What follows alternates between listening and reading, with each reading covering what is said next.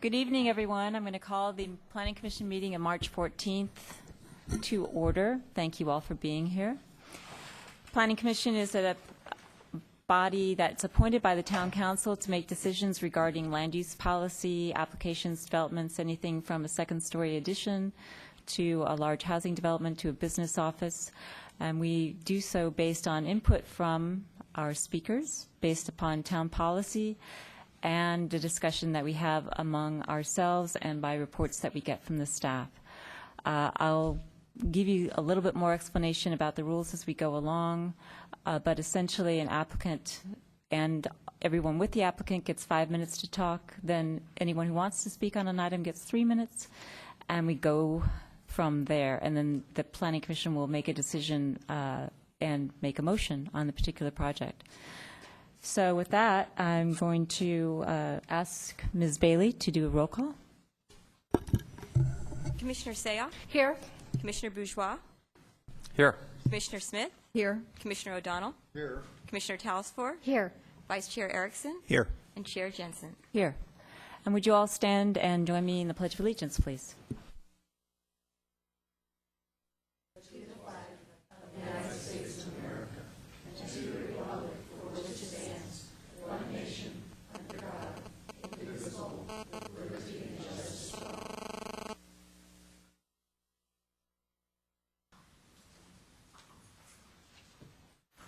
The next item on our agenda is approval of the minutes from February 8th, 2012.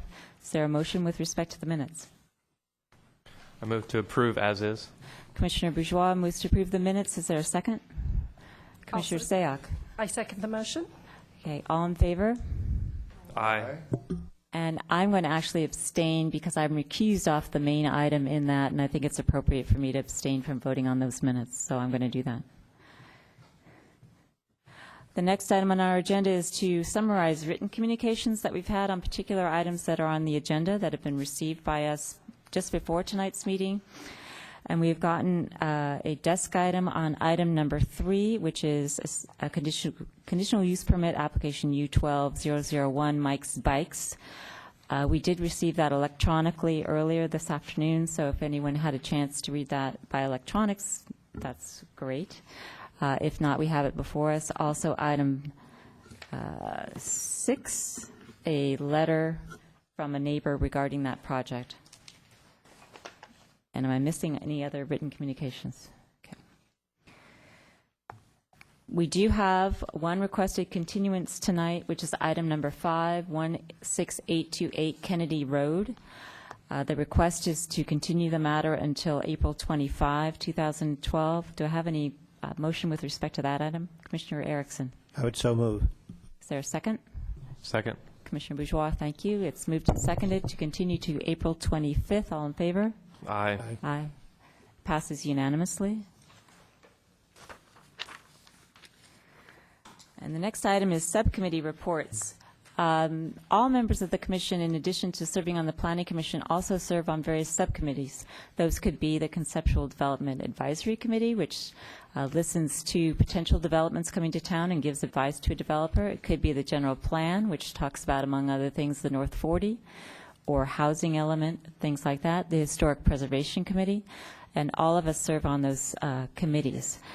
I do happen to know that there was a General Plan Committee meeting tonight, and can I ask the chair of the General Plan Committee, Commissioner Bourgeois, to report on that? Sure, thank you. The General Plan Committee met earlier this evening. We were discussing the courthouse site, which is one of the sites in our housing element that is designated for affordable housing. We are in the process of developing affordable housing overlay zones to direct the potential affordable housing developments on those sites, and we were talking about things such as setbacks, building heights, lot coverage, affordability ratios, et cetera. So it's a very lively discussion, and we will be continuing that discussion at our next meeting. And all of this, for any of you that are interested, all of the subcommittee meetings are open to the public. Commissioner O'Donnell. For that meeting, we had a Conceptual Development Advisory Committee meeting. We considered a proposed development on Alberta Way. At the end of Alberta Way, there are 2 or more large office buildings, and the owner is proposing to tear those buildings down and to put in housing. So that was discussed. At this stage, it's very conceptual, and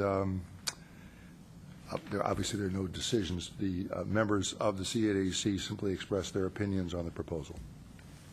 Thank you, Commissioner O'Donnell. Were there any other subcommittee meetings? Thank you.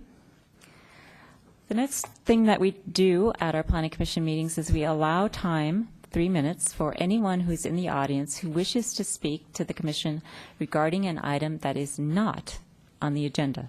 So if you are here with respect to a specific item, wait for that item to be called. If you would like to talk about something that is not on tonight's agenda, now's the time to do that. And I do actually have one card, Barbara Doxson.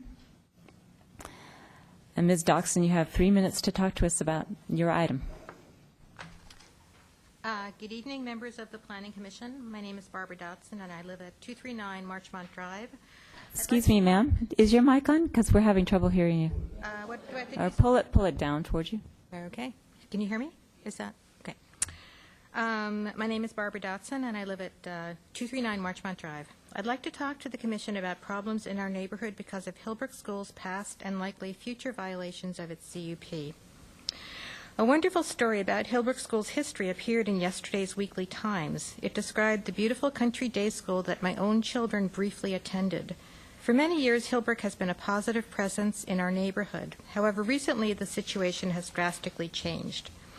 Last summer, neighbors noticed unusually heavy traffic going up and down the streets all day long. It turned out that the school had more than 900 children on site, way above its CUP Condition 4 limit of 315, had no carpool program in place, thus violating Condition 3, allowed pickup and drop-off at any time during the day, violating Condition 12, and allowed third-party use of the campus, violating Condition 10. This was last summer, but what I really want to point out is the many ways in which, despite protests from neighbors, Hillbrook plans to grow in the future. I recently read the school's Strategic Plan 2015, and what I saw alarmed me. This plan, already being implemented, will dramatically increase neighborhood traffic. The strategic plan would expand the student population by 32%, but the projected growth would not end there.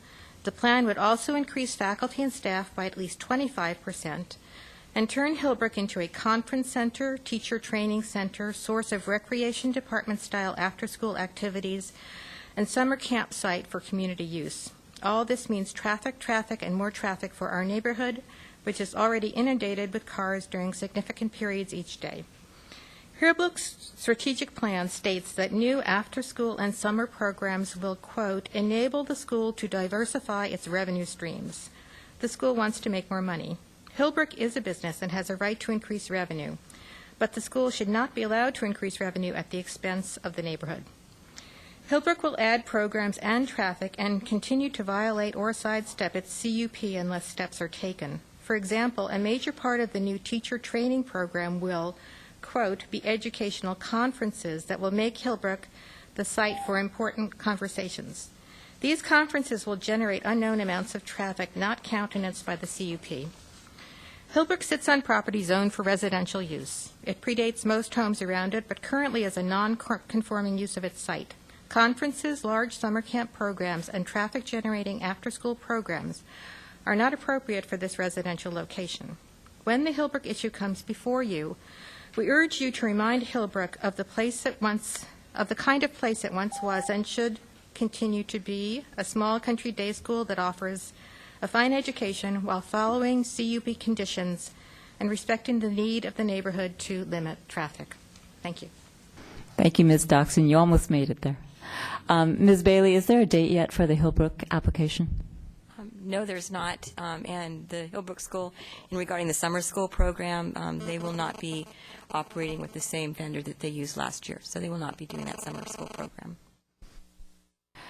I neglected to remind everyone, if you do have an electronic device, they can interfere with our microphones. So if you'd either put them on silent or turn them off for the time that you're in here. I know turning them off can be a struggle for many people, but at least to put them on silent, we would appreciate it. Right now, I'm sitting with no yellow cards, and I can't imagine that none of you want to speak. So if you'd like to speak on an item on the agenda, if you'd hand your card to our clerk, that way I know to call your name before the item comes up, and that we can be much more efficient if you turn your card in. Please do that, because then you become part of our record. We know who you are, and we do keep minutes, so we would very much appreciate that if you take the time to do that as we go through some preliminary items. Next item on our agenda is our consent calendar. We currently have 3 items on, but I'm going to split them up because one of our commissioners is recused from item 1 based upon the location of her residence. So I'm just going to call for a motion, if there is one, on our item number 1, which is 220 Carlton Avenue, Live Oak Manor Park Master Plan, Conditional Use Permit Application U-12-003. Does anyone want to pull that? I should say, with our consent calendar, what we do is there is an item that's been determined by the staff that is generally not controversial, that meets all of the conditions of the town policies and ordinances, that can be approved essentially on a single motion without a public hearing. So we generally take those without a public hearing, and we make a motion on them. However, if anyone on the commission or in the audience wants to pull an item from the consent calendar to have a full public hearing on it, you can do that, and we'll hear it in its normal course. So does anyone in the commission or in the audience want to pull item 1, Live Oak Manor Park Master Plan, from our consent calendar? Seeing no one, I'll look for a motion on that item. Commissioner Talsfor? Yeah, I move that we approve conditional use permit U-12-003, requesting approval for the Live Oak Manor Park Master Plan on property zoned RC. Property owner is the town of Los Gatos, applicant project planner, and the findings, I think, are included within that. Okay. Oh, wait a minute, I guess I better find those. Oh, you can just say that you and incorporate including the findings. Okay, and please incorporate the findings. So that's it. Okay, it's moved for approval by Commissioner Talsfor. Is there a second? Second. Commissioner Bourgeois. Commissioner Sayoc, would you like to make a statement before we call for the vote? No, just that I'm recusing myself because I do live within 500 feet of the said property. Okay. All in favor? Aye. So it passes 6-0 with 1 abstention. Commissioner Sayoc. 1 recusal. Sorry. Items 2 and 3 are also on our consent calendar. And the first one is 13 North Santa Cruz Avenue, conditional use permit application, permit modification, I should say, U-11-019. It concerns a property and business that we know of as Mike's Bikes, and the request is to expand into a space that is currently occupied by a hair salon. And item number 3 is 201, I'm sorry, that was item number 2. I meant that's item number 3 I just described. I really apologize. That's conditional use permit modification U-12-001 is what I just described, Mike's Bikes. Number 2, 13 North Santa Cruz Avenue, conditional use permit modification U-11-019 is to modify the operating hours of the business that's known as Happy Yogurt. It's going to change to a bakery, and they are requesting to change their operating hours to essentially open earlier.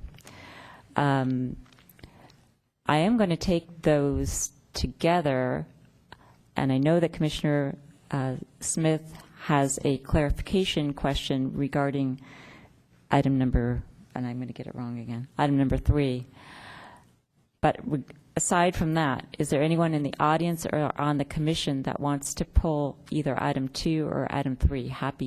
Well, it's not happy. It is Happy Yogurt now, but it's going to be a Amour Patisserie or Mike's Bikes from the consent calendar.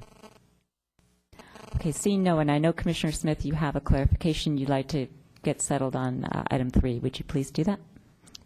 Yes, I do have the question of staff, and of course reserve my right to pull the item. if I don't feel that I have enough clarification.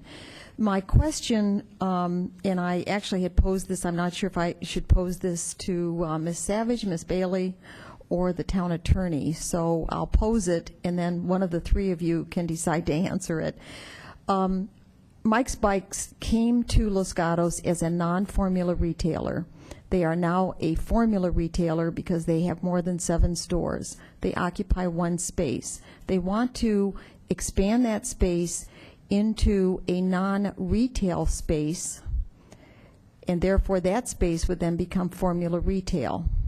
So my question, which I did not at first understand the clarification for it, are we now locking in that corner, that address, those 2 addresses, for formula retail forever?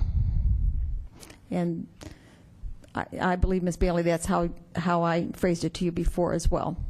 If the use is approved pursuant to condition number 4, it would be a formula retail business, but it is solely for the sale of bicycles and bicycle accessories. So a different type of formula store could not occupy that space under this use permit. If another formula retailer wanted to go in that business that didn't sell bikes or bikes accessories, it would require a new use permit. Does that answer your Which would question? require approval of the Planning Commission. They also need their own conditional use permit, but in terms of the landlord, his 2 buildings now have been approved for formula retail for at least bikes. And that's what I understand you're saying to me. Right, for a bicycle store and bicycle accessories. And at this point, he's not approved for any formula retail in those 2 locations. I'm just talking about property. Well, technically, Mike's Bikes is now, in its existing space, is a formula retail, but it doesn't have a use permit. As a formula retailer. Correct. Okay. Can I just ask a follow-up clarification? And it doesn't currently have a formula retail conditional use permit because at the time it came into that space, it was not qualifying under our definition of formula retail, correct? That's correct. Okay. Commissioner Smith, does that satisfy you, or such that we can vote on the consent calendar, or do you want to pull it?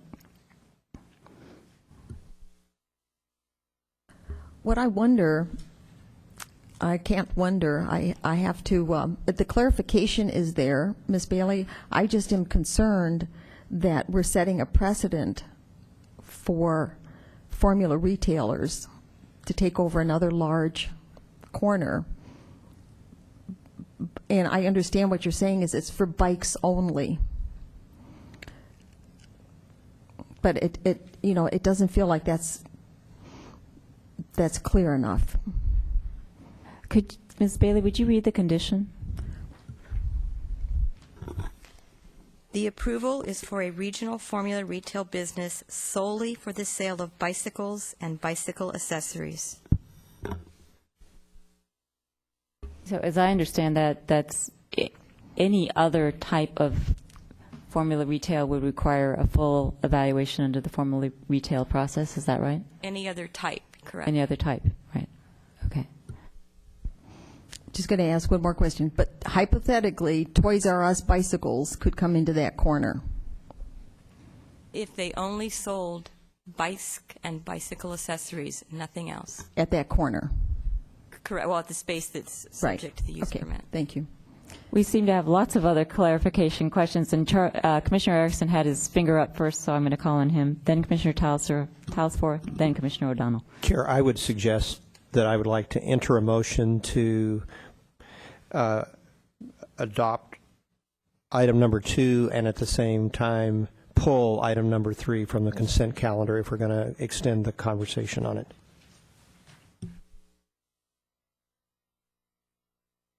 Okay, we have a motion on the floor to, should we just split those? Let's split the motions. Since we've had no discussion about item 2, and it's still, Commissioner Erickson, can we split your motions such that you make a motion to approve item 2, and then we go to item 3? Well, I'll just request, I don't know that we need a motion, right? It just requires a request. So I'm formally requesting the chair to pull item 3 from the consent calendar. That's fine. Then I will enter a motion to accept item number 2 as a consent item. Okay, is there, item 3 is pulled. So now we have a motion on the floor from Commissioner Erickson to approve the consent calendar, which now consists of item number 2, the extended hours for Happy Yogurt. Is there a second? Seconded by Commissioner O'Donnell. All in favor? Aye. Aye. Passes unanimously. So now we'll move to item number 3 in its normal course. And I think that in order to do that, I need to ask if the applicant or representative of Mike's Bikes happens to be here. I hope you are. Okay. And if they're not here, Ms. Bailey, what happens because they don't have an opportunity to be heard on this? Well, if we can answer your questions, you might not need the applicant here to respond. Okay, Commissioner O'Donnell. I think the limitation that you read is pretty clear. I have a different question, and that is we approve Mike's Bicycles for a location not as a retail but as a bicycle seller. It was not a retail. And that conditional use permit is for that use. Now they want to expand into a non-retail, converting it thus into a retail. And in addition to simply being a retail, it will be a formula retail. I guess the question I have is, well, 2 things. If a user wants to revert the second space back to a non-retail use, they would have to go through some procedure to do that, I assume, because we have policies on reversion from retail to non-retail. Is that correct? Correct. Okay. Now, on the first, since it was approved not as a retail, because it wasn't a retail, is this modification in any way changing the original space? I mean, I can see how the second space is being granted to a retail use, whereas the first space was not. The point of that simply being, if we can narrow down Commissioner Smith's worry, it might be helpful. And I don't know. Is this a modification essentially which will change what we did as to the first space? Before that question gets answered, just to clarify, I saw some people looking a little confused. Commissioner O'Donnell, what the word I think that you weren't inserting was we didn't approve it as a formula retail. Correct. Obviously, we approved it as a retail use, but not a formula retail. So now the question is, now that we're doing something that it exists as a formula retail, what's the process? Yeah, and conceptually, it seems to me, I'm not sure how we're doing it, but conceptually you could say they're asking for a use permit for this second space as a formula retail. We don't need to revisit, I don't know this, but arguably we don't need to revisit the first CUP. But that's all hypothetical because I'm asking you, what are we doing? Are we revisiting? There is no conditional use permit for Suite A, the existing space. No conditional use permit was required. Therefore, this conditional use permit would cover both the Suite A and Suite B for a formula retail bicycle shop. I guess I'd ask the attorney if that's necessary. The first space doesn't need anything from us. That space's use has not changed. The person who operates it is only coming before us as a formula retail for purposes of a new space. So it isn't clear to me why we have to issue a conditional use permit for an existing use that would only have a conditional use permit if it had been a retail then. I mean, a formula retail. If Mike's Bikes was coming into just Suite A today, they would require a conditional use permit. I understand that, but Okay. they're not. That's the point. What triggered their application for both Suites A and B is that they're expanding their use. So it is impacting the use of both Suites A and B, is the way they filed the application. If you're asking, could it have been somehow compartmentalized and repackaged, I think that's a question we can't answer, but And that's the fine. application I just wanted to be is sure. for the expansion of the business into both, it's existing in A and it's expanding into B. All right, that answers my question. Thank you. Any other commissioner questions? Commissioner Talasfor. I understand what Commissioner Smith is concerned about, so I'm wondering, under the condition 4, under use, where it says the approval is for a regional formula retail business solely for the sale of bicycles and bicycle accessories, is there a way we could name this store, and then that would be it? So we wouldn't have to be concerned about another formula store coming in, chain formula store coming in. You see where I'm going with that? I would just like to remind the commission that a conditional use permit runs with the land, not with the occupant.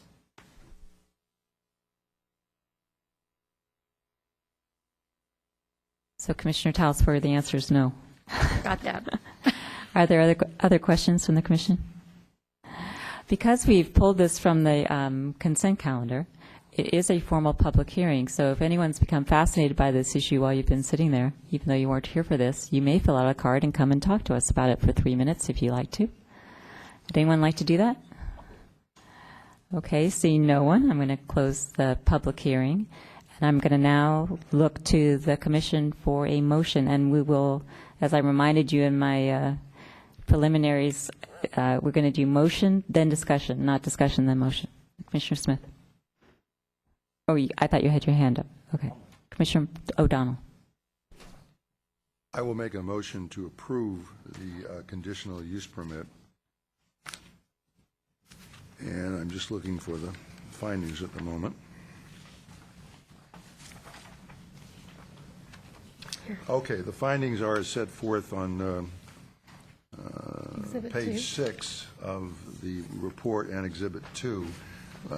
We would find that the proposed project is categorically exempt under the section cited, that the required findings are made pursuant to the requirements of section 292190 of the Town Code. That's also set forth in Exhibit 2, that the finding of section 4, capital B of the redevelopment plan for the Central Los Gatos redevelopment project meets the use set forth in the town general plan, and that we would approve the conditional use permit with the conditions contained in Exhibit 3. Let's move for approval by Commissioner O'Donnell. Is there a second? Commissioner Sayak? I'll second the motion. Any commissioners want to make a comment? We have a motion for approval. It's moved and seconded. Any comments or questions regarding the motion? Commissioner Smith. I do want to make a comment. Because the applicant is not here to answer questions, and part of the use of the new space, which was a personal services space and now will be turned to retail, is, as I understand the application, going to be the equivalent of a fitness studio, which sounds like personal services to me. And then they're also going to have some of these high-end bicycles for sale. I, for one, am not going to support the motion because I don't have Mike's Bikes here to ask them the questions that I have about the use of their space. So that's my comment. Any other comments or questions? Okay, I'm going to call for a vote on the motion. All in favor? Aye. Opposed? Okay, it passes 6-1. Commissioner Smith opposing. And we're now going to move on to item number 4, which is Architecture and Site Application S-11-059-15220 Oak Ridge Way. Planning Commission has heard this item previously. So the first thing I'll do is, bearing in mind that all of us have visited the site and read the report, ask Ms. Savage if there's anything to add to her written report. Nothing to add to the written report. Thank you very much, Ms. Savage. Are there any questions for Ms. Savage from the Commission? Okay, seeing none. So now we're going to begin our public hearing. The applicant and/or the applicant's representatives have an aggregate up to 5 minutes to speak to us regarding the application. Following that, then any member of the public that wants to talk about this particular application may take up to 3 minutes for their comments, and then the applicant will be invited back to respond to any questions or concerns that have been raised by other members of the public. And for that purpose, they have 3 minutes. We know that you're all very interested or you wouldn't be here. So please be very respectful of everyone else speaking about a particular item and what their opinions may be, and please direct your comments to the commission. I'm sure that all of you are going to be very respectful of the process, but I just feel like I should remind everyone. And if you've heard a comment made, consider whether or not you need to reiterate that comment or not. You're certainly welcome to if you'd like to. So is the applicant on item 4 here, or his representative? Would you come forward, please, and introduce yourselves? Good evening. My name is Rick Ardizone. I'm at 200 Winchester Circle in Los Gatos, and the applicant, Mr. Herzig, Robert Herzig, is here as well. Okay, thank you. Mr. Spalding, who's the architect, unfortunately was called away, is on a flight overseas, so he apologizes for his absence, but I'm here on his behalf. Again, my name is Rick Ardizone. I'm not only a very good longtime friend of the Herzigs, I'm a realtor and have been here for 23 years and lived in Los Gatos since 1964.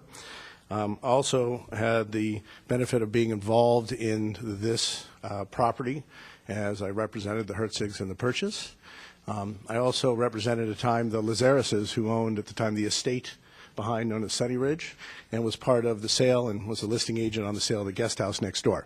So I feel I have some knowledge and maybe can answer some questions for you if they come up. Okay, thank you.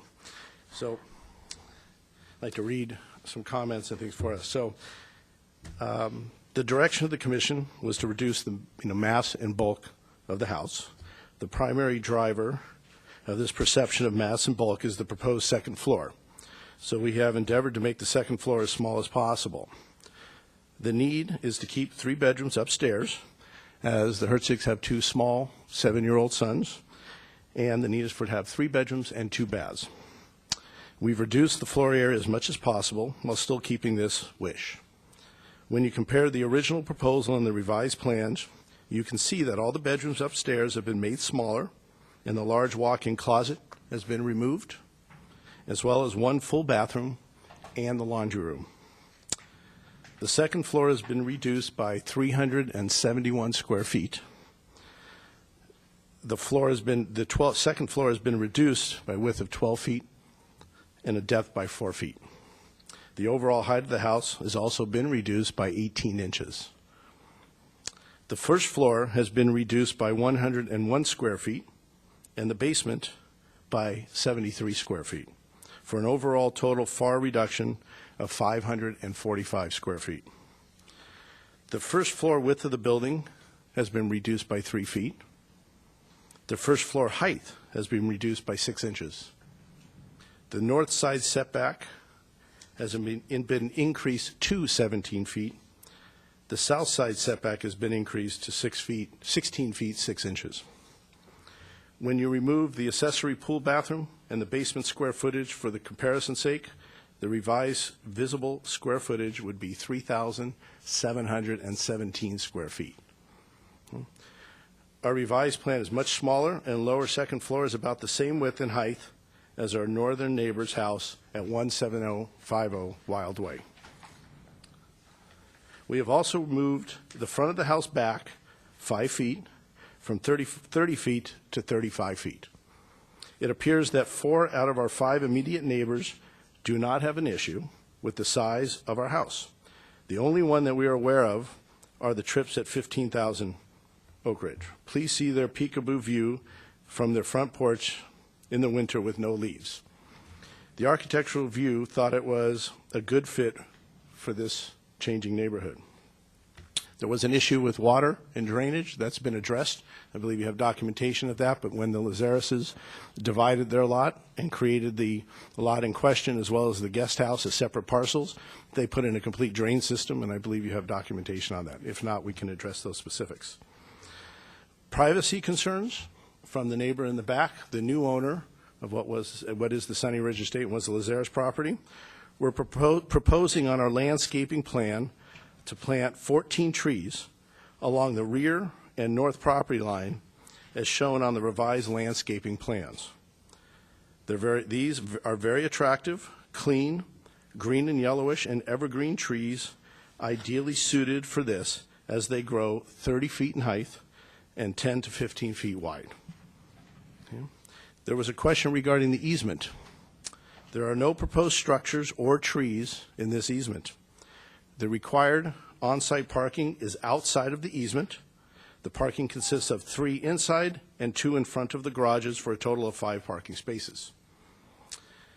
The Herzigs have lived and worked here. Robert Herzig has lived here in Los Gatos for 33 years. Elaine has lived with Robert in their present house in Blossom Manor. Elaine's been there for 24 years.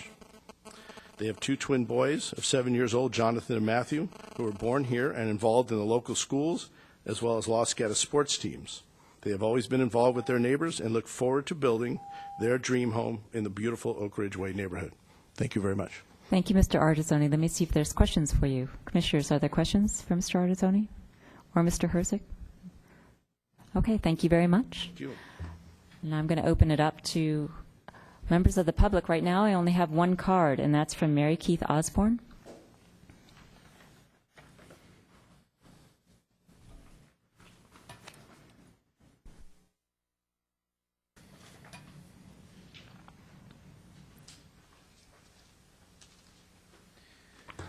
I'm Mary Keith Osborne, 17051 Wild Way, Los Gatos.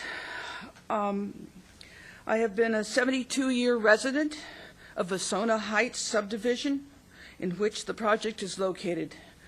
I'm aware of the state requiring cities to add more housing and the need for revenue. However, building a house on the lot under discussion is stupid. Building the house will impact the rural nature of the subdivision, as it will stop the flow of many thousands-of-year-old seasonal creek that flows through my property. The creek brings me great joy every winter to see it renew its flow. The ancient, up to 400-year-old valley oaks, buckeye, and live oaks that live along the banks rely on the creek's surface and groundwater it leaves behind. The creek's flow add value to my property. Even the developers of the 1908 Vasona Heights subdivision recognized the creek's value. Where the creek intersected the road, redwood culverts were built. One still exists on my property. Subsequent owners of the property along the creek acknowledged its importance. None tried to contain its flow to a pipe, except under a hedge and driveway or a parking lot. The stream was daylighted where possible. You are defying state law by draining a vernal pool's excess water, mud, sand, and stones to an already overburdened county sewer system. Please shelve this thoughtless project, I beg you. And you have not addressed the tremendous amount from the neighbors, the Okas, to the south of this project. 8 years ago, there were 4 truckloads of stones and rock that came through the pipe into the 17050 Wild Way yard. 4 truckloads had to be taken out of there. You have not addressed the pipes, the drain pipes from the Okas property, and that is. Oh, I don't have it down here. Anyway, that I'm going to be so sad because I just love that creek coming through my yard, and it's come through ever since I was a little kid, and there's no reason to spoil the stuff. Okay. You have 30 seconds. You have 30 seconds. That's what the yellow means. But you don't need to say anything if you don't want to. However, we need to see if anyone has any question for you, Ms. Osborne. Yeah, so if you're going to talk, just stay for a second to see if there's any questions before you walk away. Did you get all my We did. Thank you very much. But we just wanted to make sure there weren't any additional questions for you. And I don't see any, so thank you very much. I do not have a card from anybody else on this item, which is 15220 Oak Ridge Way. If you'd like to speak, now's the time. I don't see anyone else. So Mr. Artizzoni or Mr. Herzig, you're welcome to come and talk to us again. You don't have to. Let me know whether you want to or not. You can stand up and wave. If there's anything we might need as a rebuttal to anything. Wait a minute, Mr. Herzig, if you're going to talk, you do the talking. Yeah. Excuse me. Well, they can just refer to the H.T. Harvey Associates, letter because they did a study up there and came up with a little different conclusion. And Commissioners, we all received that in our packet and read it, correct? Okay. Are there any questions regarding that? Or Commissioner Sayak? Actually, thank you for that letter. I don't have a question on that, but one of the issues at our last hearing was landscape screening and then the adequacy of that, and one of the requests was that you work with your neighbor behind. I'm assuming it's been resolved since there have been no other issues brought forward, but just wanted confirmation. Yeah, so we presented, it's shown on the plan, we have, the Prunus carolineas all along the back there, with screen any view or any issue with privacy. And they're much lower, we're kind of low, and then looking down, I don't see any issue. Okay, thank you. Commissioner Talsworth, is that for Mr. Herzig or Mr. Artizzoni? Probably Mr. Herzig. Thank you for including the landscape plan so that we could see what was going to be going in there. I appreciate that. But I did have a question. You removed the 36-inch pine, and that's fine. But what I was wondering is if there were plans to possibly replace that in the front somewhere that would. And the reason I'm bringing that up is that it might help to soften the your house as it's put in place, and somehow maintain a little bit of that rural character that is known there. And I know it's a new house, but it really is, and I understand that. That that pine. No, I don't. That's fine. You took the pine out. I'm just wondering if you could replant, perhaps a 24-inch box. I don't know if you've thought about that, but it certainly would help, possibly to soften, your new home and make it look more of the general area. You mean in the front? In the front. Yes, this is my wife and I would consider that definitely. Okay, that would be, and you could work with the staff that one on. was dying. It was falling over. I totally believe you. Yeah, I know. That's fine about the pine. Town, Evers condemned it. Okay, that's great, but I just think that it might really soften your home and help to place it and keep it more in character. And I know it's referred to as a changing area, but I think that would definitely help keep it rural in character. Can I address the changing area? It's not important. I mean, Okay. Not now, anyway. So I don't know if we'd make that a condition or would I ask the staff? Before you do that, let's see if there's any other questions for either Mr. Herzig or Mr. Artizzoni. I don't see any. Mr. Artizzoni, did you want to wrap up, or you? No, we're complete. Thank you very much. Thank you. I'm going to then close the public portion of the hearing on this matter and look to the Commission for a motion, and then we'll have discussion.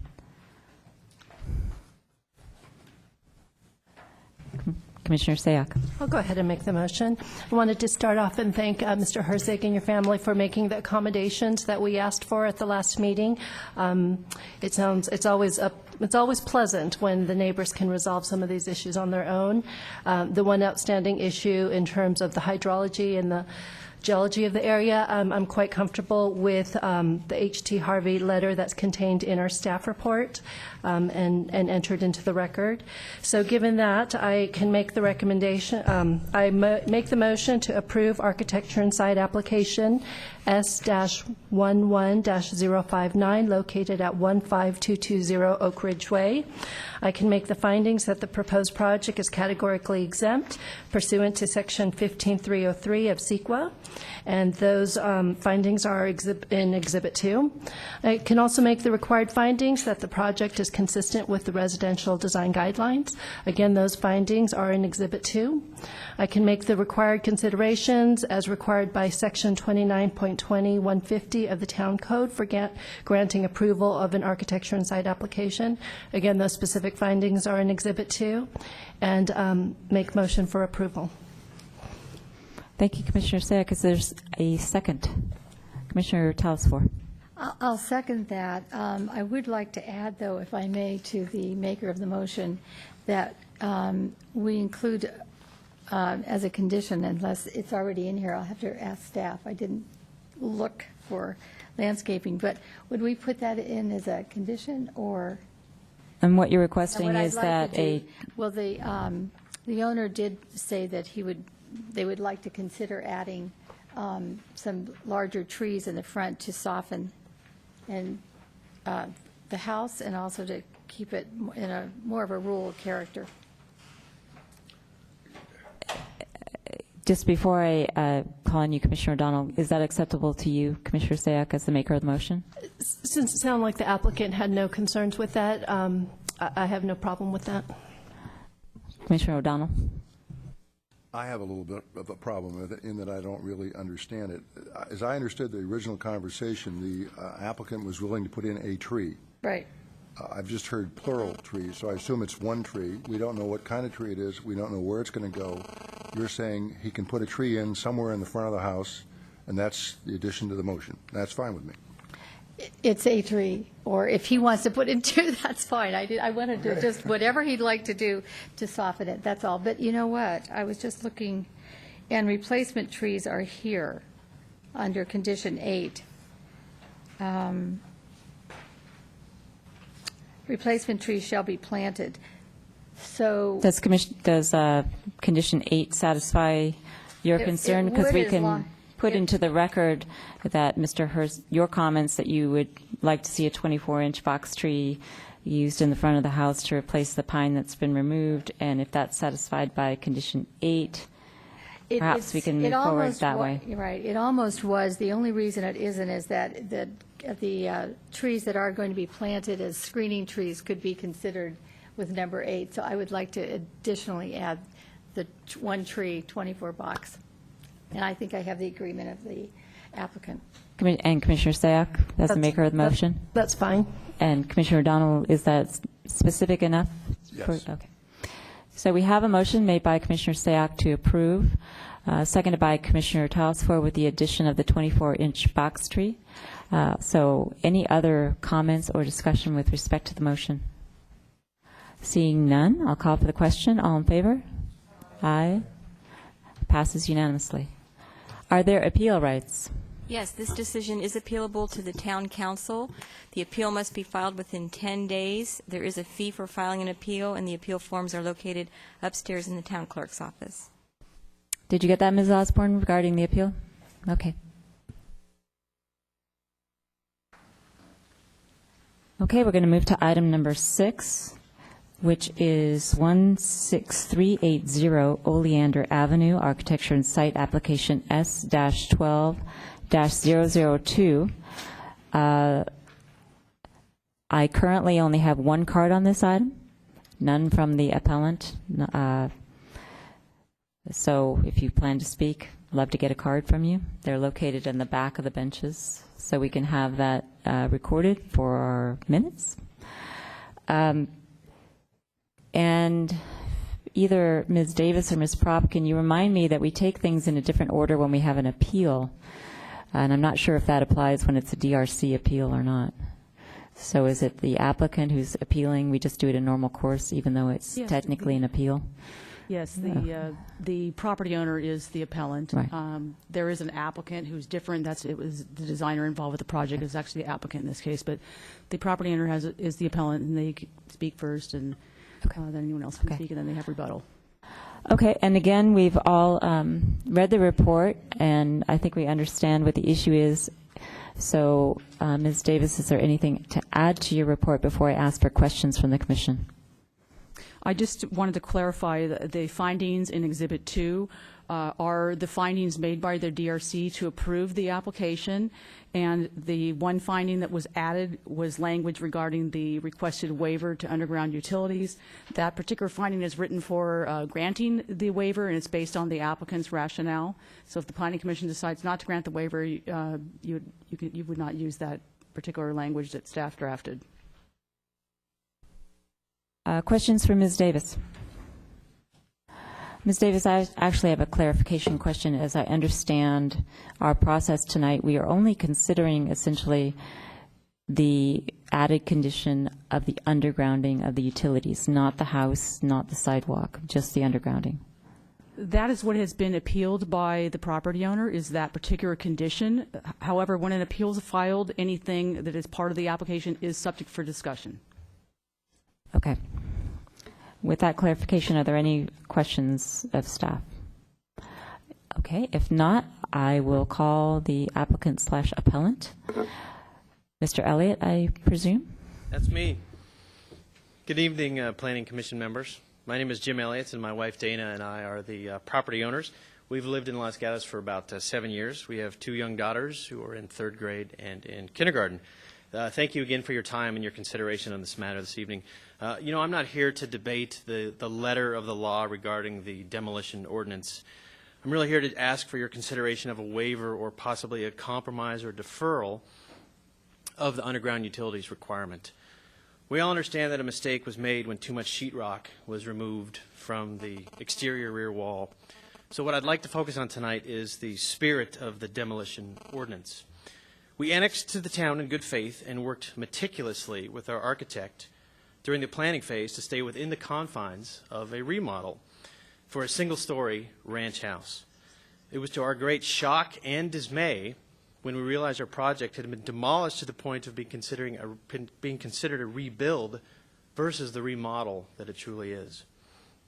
It should be noted, however, that all the existing exterior wall studs remain and that the sheetrock was in less than ideal condition when removed. As a result of this mistake, we're now being required to put in utilities underground. Part of the charm of the character, or part of the character and charm of the Blossom Manor neighborhood is well established. Having been in existence for many years, it is quaint and rural.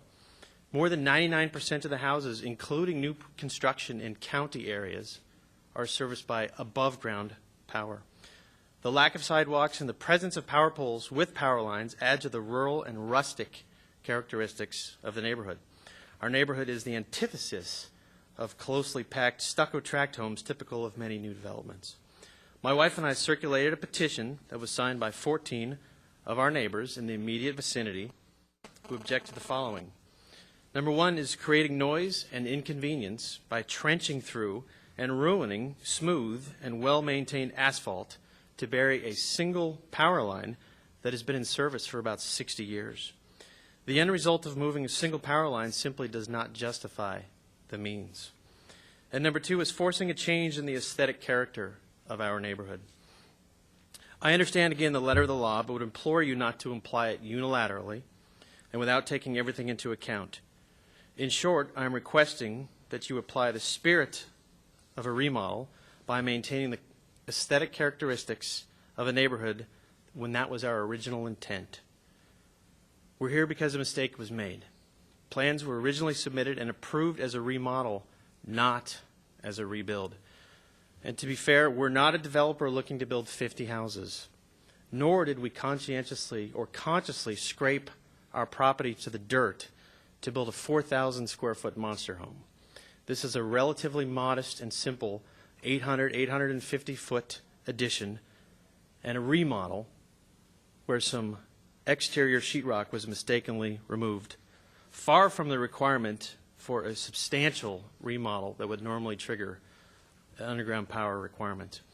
In closing, I would like to emphasize that real citizens and real families are impacted by the proceedings today and therefore would humbly request your support of this appeal. As a compromise, we would also be open to a deferral agreement, a deferral improvement agreement, much like what was offered to us to mitigate the sidewalk in lieu of fee. This would allow a more holistic and collaborative approach to looking at this from a community-wide perspective.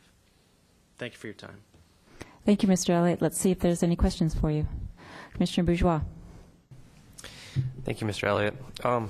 Just so I understand exactly what we're talking about, when I was out visiting your property, they say the nearest power pole is 160 linear feet from your property.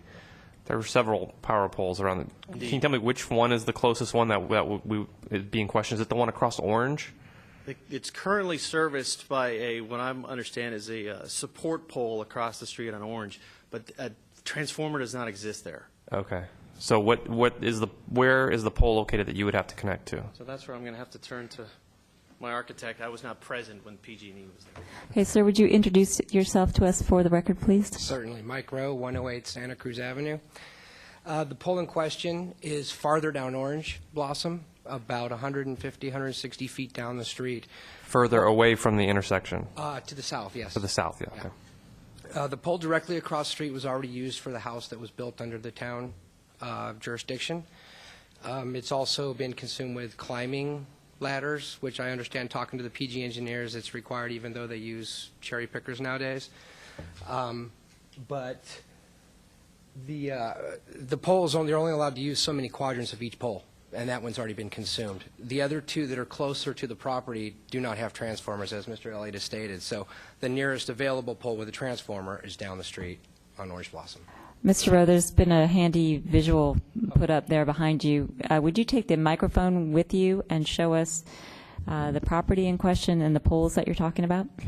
And if I could add to that, if you could show how, the configuration of how it would go underground. Certainly. This is the power pole directly across the street where this house that was built in Los Gatos is utilizing. There's a pole right here which does not have a transformer. The pole right here which does not have a transformer, and where the current support is for the drop that currently comes across to the property.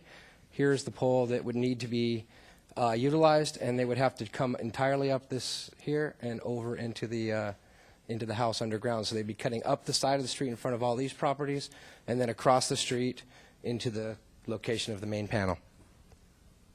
Thank you. That was very helpful. Mr. Rowe, can I ask you to go back for a second and make sure that we all know which is 16380 Oleander on the map? Right here. Thank you. On the corner. Okay, just for clarification for the record. Commissioner Tausfor. Maybe you wanted to stay there, I don't know, but my question is, can you tell us, because this is a visual problem, as I see it, where was the wire connected prior to this? From the house to what pole, and how was that? He said that's where it would be. Was that already asked, and I missed it? I thought he was showing us, I'm sorry, I thought you were showing us where it would be underground. No, so the current pole right there is where the overhead drop currently exists, but the pole that supports that drop is only for support. The service lines run down the street. Sorry. That's okay. Any other questions for either Mr. Elliott or Mr. Rowe? Commissioner Sayoc. I'm not sure who it'll go to, so let me ask it. You mentioned a deferral program. Is this an issue that you've discussed with staff yet? We were also originally required to pay a sidewalk in lieu of fee, and given that the manor does not have sidewalks, we were also appealing that. We did reach an agreement with the Planning Commission prior to this to do what's called a deferral agreement fee, whereby in the event that the entire neighborhood, is my understanding, decides to put in sidewalks, we would therefore be part or required to pay our fair share. So what I'm proposing as a compromise is if we were to look at this holistically and at the neighborhood level of going underground power where we could do it all in concert and in lockstep, I would be open, my wife and I would be open to having a similar resolution to the underground power requirement. Before Ms. Propp says anything, let's see if there's commissioner questions. Okay, Ms. Propp. So just to clarify that question is, at the time of the project approval at DRC, the applicant was also required under the subdivision regulations in the town code to provide street sidewalk gutter, and there is a provision in the town code that allows the director of public works to approve, and then the applicant enters into a deferred improvement agreement with the town such that they can, there are triggers. They're still required to do the curb sidewalk gutter, but at a later date, and there were triggers in this agreement. The problem with the underground ordinance is it didn't give that discretion to staff, and so it has to come before the deciding body to either waive that requirement, or in this case, the applicant has indicated that they would be amenable to deferral. In the case of the ordinance, the Planning Commission could make that decision, but staff couldn't make that decision at their level. Thank you, Ms. Propp. Questions for Mr. Elliott or Mr. Rowe, not staff questions. Any questions for either of those gentlemen? I don't see any, so thank you very much. Thank you. I have only one other card on this matter. That's from Mary Roach. I think she has a question of staff, and so we're going to do that later, because you don't have to stand at the podium while we ask questions from staff. Thank you Only very of you. much. Good evening, I'm Mary Roach. I've lived just off this map over at... Where's the laser pointer? Anyway, I'm just at the corner. I've been within 2 houses of the Elliott's property for, close to 30 years now. Moved in, the aesthetics of the territory is definitely country, rural. My vegetable garden is right there on Cherry Blossom. And I am in support of this, not this power pole, power line not being put underground. Although, yes, I would love the whole manor to be wire-free and, improve our vision, especially of our beautiful hills.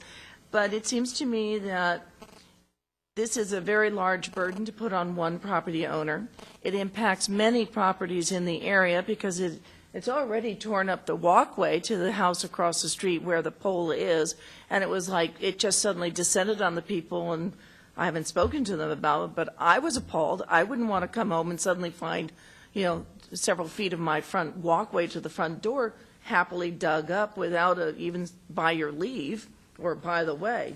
What really bothers me, and I want to bring forth, is that the manor, as we commonly call it, the Blossom Hill Manor population has repeatedly voted about annexation to Los Gatos. And Los Gatos has been rejected so many times that no longer may we be put to the vote. And now I learned from this proceedings and the previous one that there was one section of the right-of-way along that section of Oleander that was, quote, annexed into Los Gatos. So now when remodeling is being done, the associated property just on that little stretch of street goes into Los Gatos. And then we have all the rules and regs of Los Gatos.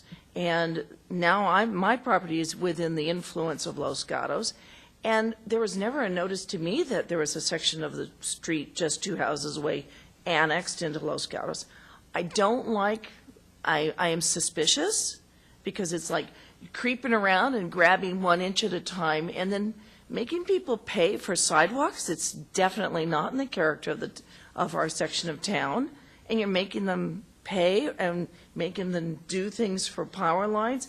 And, oh yeah, all these power lines, then it goes down and up and over again, and you got this weird holding. It makes economic more sense to do it all or don't do it. And since you don't have a deferral unit in there, aspect in the law, I don't know whether that can be done, but it's a very big burden on one family. It disrupts a large area. It just smacks of Los Gatos is grabbing us inch by inch by inch. Will we or nil we voluntarily join you? And we're even going to cut you off because your time is up. Okay. I'm just saying, are there please any listen. questions? No. Are there any questions for Ms. Roach? Thank you very much. I don't have any other cards, so if you want to speak on this subject, please fill out a card and come up and introduce yourself and do so. If you don't, I'm going to ask Mr. Rowe and Mr. Elliott, you have the opportunity to come back up and say something. You need not do so. If you choose not to, I'd ask one of you to come up and say, we choose not to. We choose not to, Thank you, Mr. Elliott. But I have a question from Commissioner Smith for one of you. Mr. Sorry. Elliott is fine. In your letter, you indicated that the cost would be between $10,000 and $20,000, which is a big range. Indeed. And that those costs were given to you by whom? I got an initial discussion from talking to my contractor of what it would cost to potentially trench something out like that and then move the power lines, and his estimate was depending on how much the trenching fee was going to be. It was going to be in the range of $10,000 to $20,000. It's not something that he's normally privy to, so it's out of his realm of expertise, but it's significant. the reason why I was asking the question is if it costs $20,000 to do it, it actually could be done then for all the neighbors on that street for $20,000. I mean, I'm just taking the high end, or just your little line. I just wanted clarification for the future. That would just be for to get to my house alone. Okay, thank you. Any other questions for either Mr. Rowe or Mr. Elliott? Okay, seeing none, I'm going to close the public hearing. And first ask commissioners, do they have any questions of staff? Commissioner Sayak, did you have a question? Just wanted clarification from the town attorney. So, Ms. Propp, you did say that the deciding body can utilize the deferral program if we so choose to do so? You'd have to make findings to do that. There is no deferral program for undergrounding. So it wasn't contemplated that was something that was certainly written into the code. There's certainly nothing that prohibits it, but just like you'd have to make findings if you determine that this applicant appellant is entitled to a waiver, you'd have to make findings to support that type of a decision by this body. Commissioner O'Donnell. I make a motion that in considering the waiver request and the supporting data, we would like to, rather than find the enforcement unreasonable under all circumstances, modify the requirements, as it says in our report, as deemed appropriate. And this motion would, by its motion, deem it appropriate to have the appellant enter into a deferral agreement similar to the other deferral agreement. That is, at such time as a significant number of the neighbors have to underground the utilities, then this property also would do that. That language may not track the existing, and I would be happy to make it track the existing deferral agreement. But as I read your report, which is section 2750.025(3), we apparently have the right to modify the requirements as appropriate. So it appears to me, just background for the motion, the trenching of this distance seems unreasonable to me. The impact on the neighbors seems unreasonable. I think it is a worthwhile thing to have underground lines, but I think that not singly, unless there's a program to bring others in. So that would be the motion. So we have a motion to, I guess it's grant the appeal with a modification as stated by Commissioner O'Donnell. Is there a second? Commissioner Bourgeois. Yeah, I'd like to second the motion. I'd also like to add my opinion to the evidence here. As required by section 2750.025, we have to make a finding that it's unreasonable, and I think Commissioner O'Donnell did a good job of that. I'd like to add that it would also, I think, although we're all in favor of generally undergrounding utilities, in this location it does not result in an appreciable aesthetic change at the great inconvenience of several neighbors who have nothing to do with this. So I think it's an undue hardship on the surrounding neighbors. So, and they object to it. So I would heartily second the motion. Thank you, Commissioner Bourgeois. Commissioner Talsfor, you had a comment? Just that I would support this motion. I think anything else in this case would be unreasonable. Mistakes are made, but, you know, in this case, I truly believe that, and it seems that you were very forthright with it. And as Commissioner Bourgeois said, it's not really going to afford us any huge visual change. Commissioner Erickson. It's a question for the chair. Is it okay for me still to ask a question of the staff, since I was preempted from doing that by Yes, Mr. because you O'Donnell's? asked so nicely. So there's another property directly across the street that was, as I understand, annexed into the town as a function of it having a significant change in a demolition. There's 1, 2, 3 parcels down on Oleander. Also, there are 7 or 8 on Lilac that all have been annexed into the town. in those cases, and I apologize for not asking this before the meeting, in those cases, are there instances of deferrals, or have all of those, because they presumably were not done as a group, they were done one by one as they came up? Were there deferrals in any case, or were there requirements enforced on all of those properties?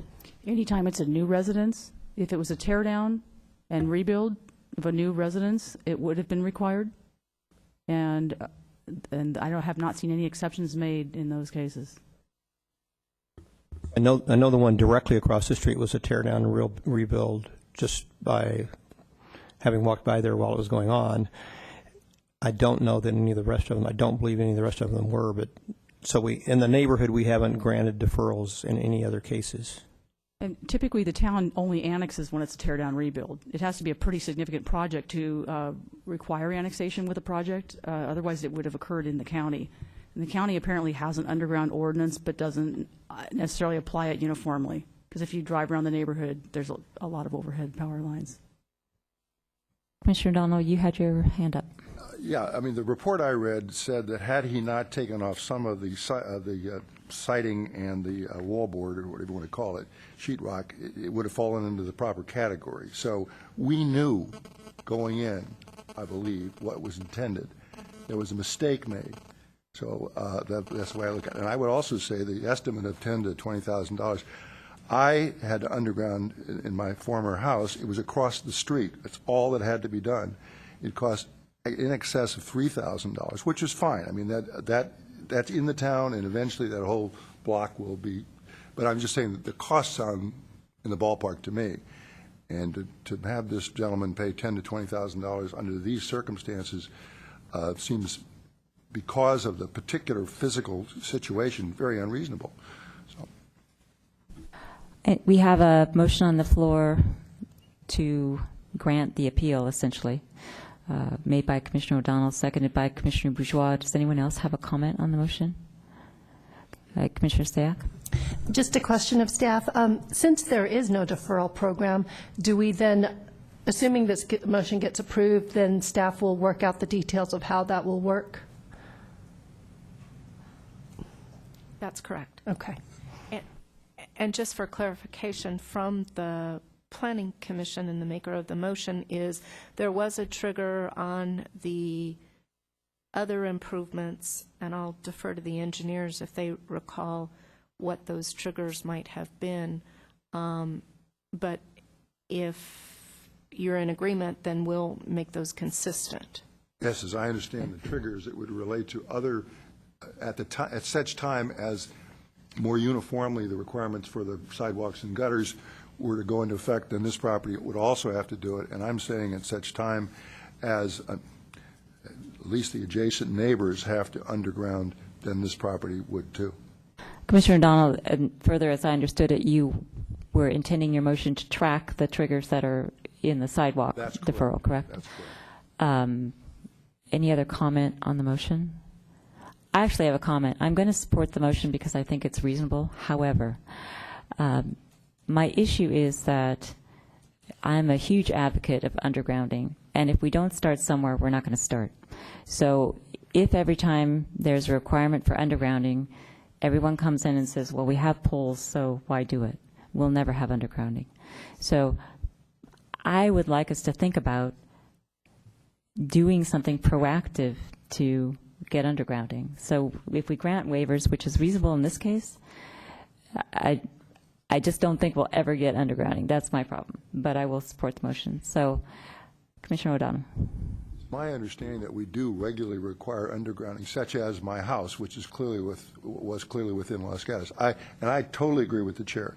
I don't think this case represents the normal case that we deal with, but I would agree with you. If it were, we're always going to make exceptions, I wouldn't do that either. But my observation was, one, I had to underground, I did it. Then my neighbor had to underground, he did it. And I have a belief that everybody in my neighborhood, at such time as they fall into that, will do it. This is so strange because he's surrounded by the county. Most of Los Gatos, at least my experience, doesn't have quite that problem. Okay, so we have Commissioner Sayoc. One other thing I wanted to comment on, because otherwise I agree with both what you and Commissioner O'Donnell had said about undergrounding, but in this particular case, it's not a clean waiver. It's a compromise. We're asking that, yes, the demolition did occur, it's technical, these are the ramifications, but in the spirit of compromise, instead of requiring $20,000 right now and creating havoc upon all the neighbors, we're creating this deferral program so that consequence will eventually happen, but it's just not going to be at this current expense. So I just want to make it clear that it's not a complete waiver, as far as I understand. That's as I understand the motion. Any other comments on the motion? Okay.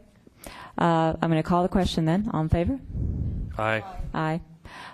So it passes 7-0. And Could I interject? Yes. To the chair, I did not vote in favor. Oh, I'm sorry. I thought you did. Any opposed? Aye. Okay, aye, you oppose, or nay, you oppose? You're confusing me. I'm sorry. So, the motion carries 6-1, Commissioner Erickson opposing. Are there appeal rights to an appeal? Are there? Do we have Ms. Bailey, Ms. Davis, anyone? Appeal rights? Yes, the action is Just want to clarify from planning commissioners on future projects similar to this. What should staff do? Because this is going to be this is the first one, and in the past we have asked the applicant to do exactly this, and they do follow what we asked them for. So we just need little directions here in the future, because Okay. it will come up now that this has been approved. Thank you. And so what we'll do is we will put this on a future agenda to discuss undergrounding rather than take it ad hoc right now. So Ms. Bailey, can you make sure that on one of our future agendas we have an item to discuss undergrounding and direction to the staff with regard to that? Okay. Okay. This decision is appealable to the town council. The appeal must be filed within 10 days. There is a fee for filing an appeal, and the appeal forms are located upstairs in the town clerk's office. Okay, that ends the substantive, if you will, portion of our agenda. Thank you very much for attending.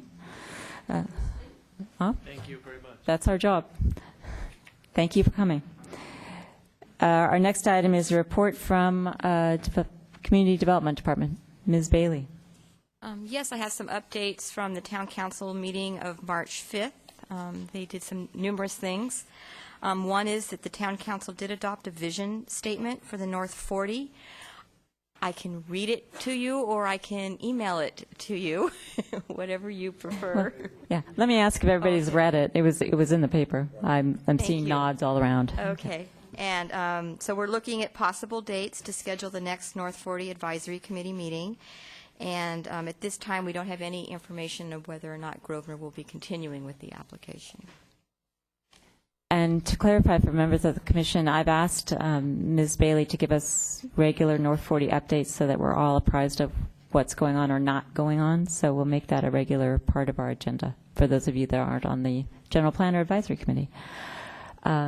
Anything further? Yes. The council also ratified the 2007-2014 housing element, and they did make some minor changes. And one change that the Planning Commission is probably most interested in, and if you were on the General Plan Committee tonight, you know what that is, that they removed the Ditto's Lane from the Affordable Housing Overlay Zone, one of the sites. And the General Plan Committee will need to discuss then where to relocate those lost units. And the last thing is that the Town Council adopted a resolution regarding the state density bonus and the town's below market price program. There were some issues with Riviera Terrace on that, and so there was a resolution to clarify that. And the policy is to not apply the town's density bonus general plan policy when an applicant requests the state density bonus program on residential development projects. I appreciate that. As a member of the general plan, we were struggling with the double counting issue, so thank you very much. Thank you, Ms. Bailey. That's all. Now is the time for commission matters, if anyone wants to raise something. Commissioner Sack. I just wanted to share with commissioners that I recently learned that Ray Davis, also known as Citizen Ray, has recently passed away. I know many of us remember him as an almost permanent fixture of our Planning Commission meetings, and whether or not we agreed or disagreed with his comments and his delivery, I think we can all agree that his presence and his advocacy is one thing that will always be remembered when we think of Los Gatos politics. So I just wanted to share that news. So, thank you, Commissioner Sack. Anyone else? I actually have something, and I'm going to throw it out for consideration. It's just come to my attention through various sources that with respect to downtown, and I'm talking about North Santa Cruz, and the various new things that we've recently approved, outdoor dining, seating, gas heaters, sandwich boards, posters that are signs on top of signs, that maybe there ought to be some reexamination of either our current commercial design guidelines to just clean them up and address the issues that we face in applications that come before us, because right now we have guidelines, but we haven't really sat down and gave them a hard review. And because of various issues with economics and whatever else, we don't have a very strict enforcement. We're relying on complaints. So I just wanted to bring it up as putting it before the commission as something that we may want to agendize, we may want to talk about. People may not be interested, people may be interested, but I wanted to throw it out there as part of our record for tonight's meeting. And so if anybody has any thoughts on that, I invite it. Commissioner Tausfer? I would very much like to explore that a little more, only because I've actually had several residents approach me about the plethora of eating outdoors, which is great in our town, but that perhaps there needs to be a little more enforcement, not enforcement, that's the wrong word, just a little something to guidelines maybe that maybe are not included specifically in the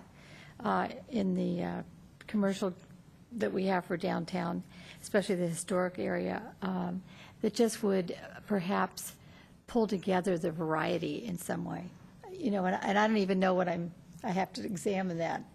But yes, it's a lot of people have been talking to me about that. And I think especially there's like a lot of those sandwich signs that end up in the middle of the sidewalks as you're coming down, and people are having to move them. So, you know, what is that? Is that okay?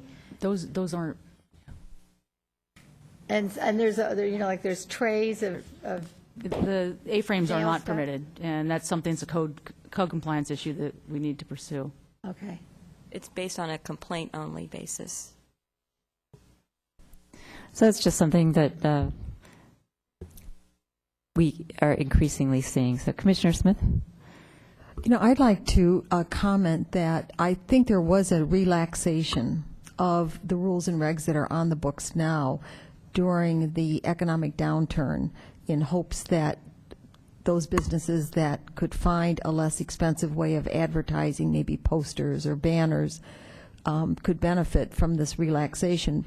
However, you've added something besides posters and sandwich boards, you know, gas heaters and outdoor seating, et cetera. So it seems to me it's become broader than maybe where even the staff thought we were headed. So I'm not sure the procedure for a further review, because there have been changes downtown. There's certainly more restaurants, for instance, so maybe the outdoor seating needs to be updated, and maybe the signage just needs to be enforced. So I think there's competing information here that maybe needs to have more analysis in what does need to be fixed and what needs to just be enforced. Is there enough interest that we could reach a consensus that at least a designate or your chair or whoever could explore the process to look at this with staff? And I'm seeing people nod their head, so, okay. So, yeah, one of us will try to do that, but I want to bring it up because I think it's increasingly, certainly something that I'm aware of and that I hear people talk about. So, Ms. Bailey, you may be hearing from me or me and another person regarding that issue. Okay, any other commission matters?